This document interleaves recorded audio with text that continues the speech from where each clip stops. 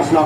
Matthew chapter 4 verse 4, kung sila talaga sila, susunod ang bata, kaya di lamang pinapayong ang tao kundi sa tagsa kapulong na ginambang sa Diyos. Namun ang mabating na kung naan, no? Nga ginalanon ginato ng pulo sa Ginoo, tungod ang pinaraanon tani siya no, sa aton nga kalag, no? Pinaralanon sa aton nga espirituhanan, bango na muli mag-atag sa aton sa nga kapulosgan, no? Sa aton nga spiritual life, no?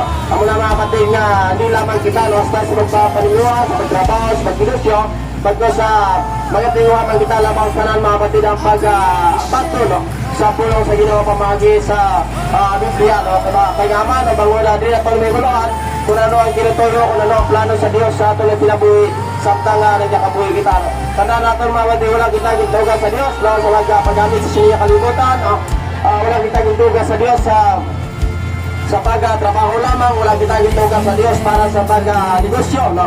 Tuloy ang Diyos sa Ginoo, kaya kita gintugan para sa magtaimaya sa iya, no? Amo nang dapat talupang doon natin mga kapatid ang Creator, nga mo ang Diyos, sumaging Kristo, bawod siya ang tagiya sa ating kinabuhi.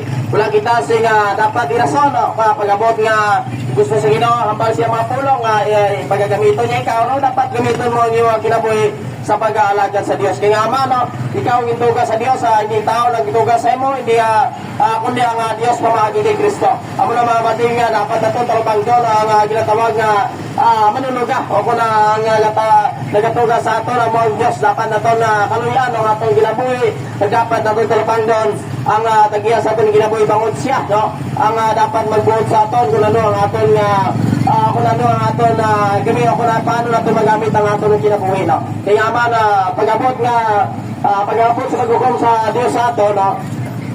Ikakatag niya ang balos, no? Kung ano natin ginay mo sa niya kalibutan. First Corinthians chapter 5 verse 10, dapat pagkatubang kita kay Kristo, gupagakman niya, no?